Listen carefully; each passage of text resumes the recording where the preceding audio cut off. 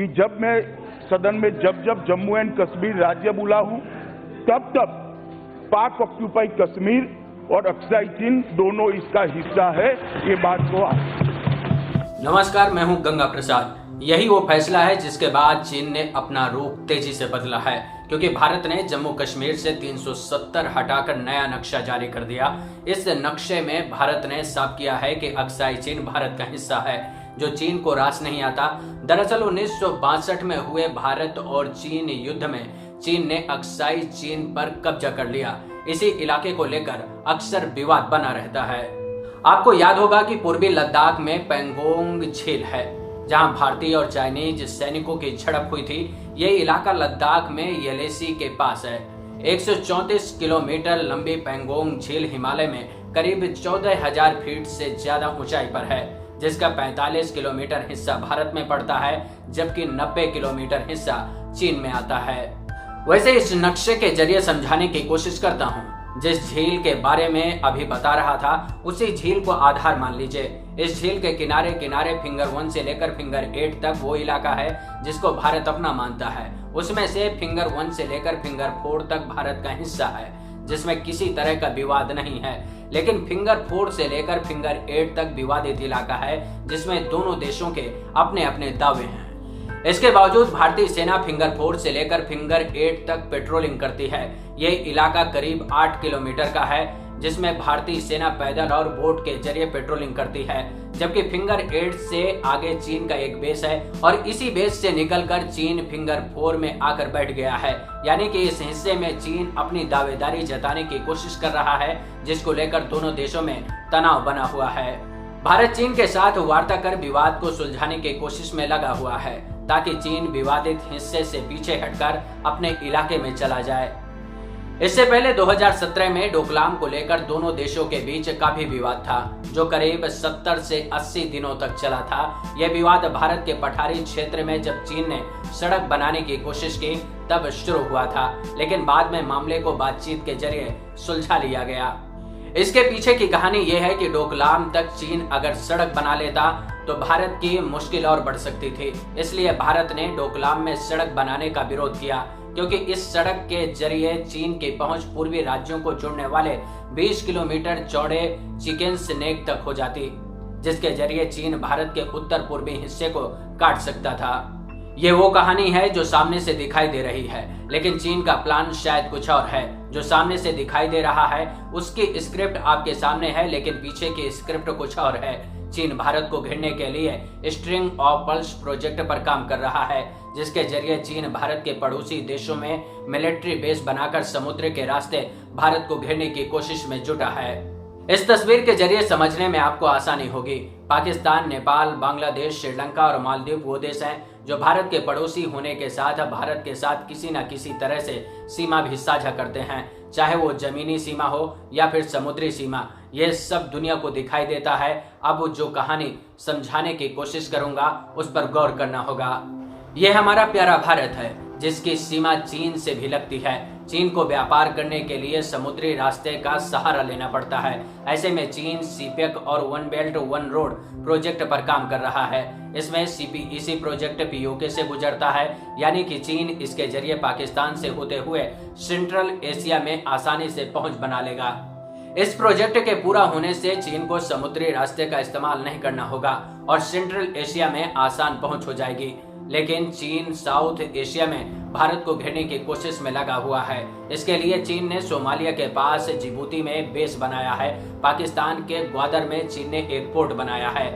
नेपाल में चीन लगातार निवेश कर रहा है और भारत से लगने वाली सीमाओं में सड़क बनाने और रेल नेटवर्क बिछाने में मदद कर रहा है।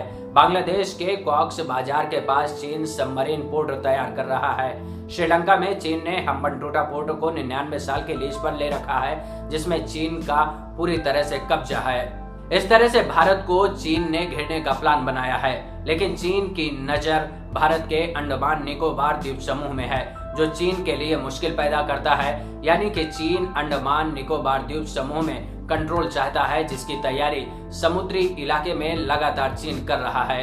अंडमान निकोबार द्वीप समूह के हमले की आशंका को देखते हुए भारत ने अपनी नेवी को अलर्ट पर रखा है। जो भारत से करीब 700 नॉटिकल मील दूरी पर तैनात है, जो तमिलनाडु के चेन्नई शहर में स्थित इंडियन नेवल स्टेशन के सबसे करीब है। लेकिन यहाँ से करीब 18 से 20 घंटे का समय नेवी को अंडमान निकोबार द्वीप समूह तक पहुँचने में लग सकता है, क्योंकि किसी भी नेवी क्राफ्ट की स्पीड 50 से लेकर मैक्सिमम 60 नॉटिकल मील प्रति घंटे की होती है। ऐसे में 700 नॉटिकल मील की दूरी तय करने में इंडियन नेवी को 18 से 20 घंटे का समय लग सकता है। इसको देखते हुए भारतीय नेवी को अलर्ट पर रखा गया है और अंडमान निकोबार द्वीप समूह में भारतीय नेवी की दखल को बढ़ा दिया गया है। इसके साथ ही अमेरिका के 3 एयरक्राफ्ट कैरियर की तैनाती उत्तरी प्रशांत महासागर में कर दी गई है, यानी कि चीन अगर भारत की तरफ बढ़ता है तो अमेरिका के 3 एयरक्राफ्ट कैरियर भारत की तरफ बढ़ेंगे। इसके साथ ही ऑस्ट्रेलिया भी अपने जंगी जहाजों को भारतीय ओशन में भेजेगा, जिससे चीन को आसानी से रोकने में मदद मिलेगी। वैसे चीन फिलीपींस में अपना कंट्रोल बढ़ाने के लिए लगातार घेराबंदी करने की कोशिश में लगा रहता है। हांगकांग में चीन के कब्जे के बाद अब फिलीपींस में लगातार चीन दबाव बनाने की कोशिश में लगा हुआ है। इसको समझने के लिए इस मैप को देखिए।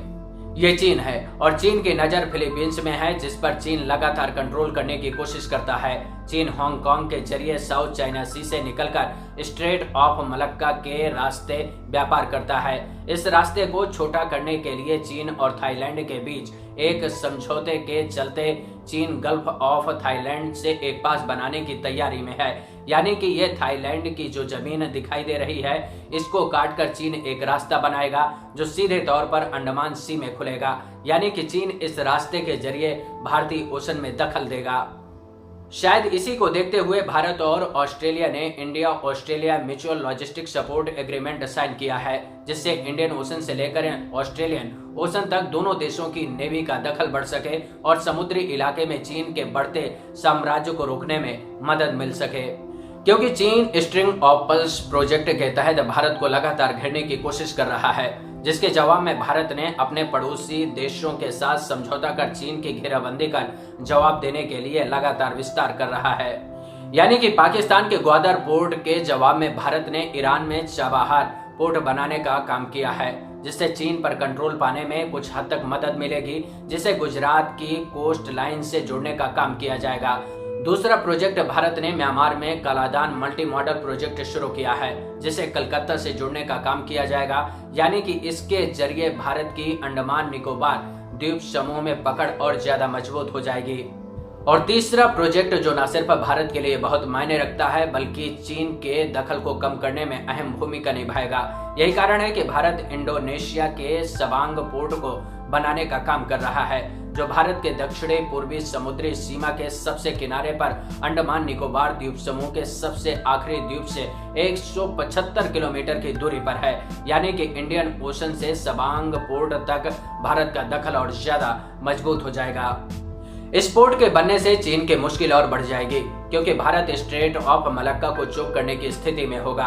अगर कोई ऐसी स्थिति बनी जब चीन युद्ध को ललकारेगा, तो भारत स्ट्रेट ऑफ मलक्का को चोक कर चीन को सबक सिखाने की स्थिति में होगा, यानी कि चीन को भारतीय ओशन में आने से रोकने में भी मदद मिलेगी। अगर ये वीडियो आपको पसंद आया हो तो लाइक, कमेंट, शेयर और सब्सक्राइब करना मत भूलिएगा। नमस्कार।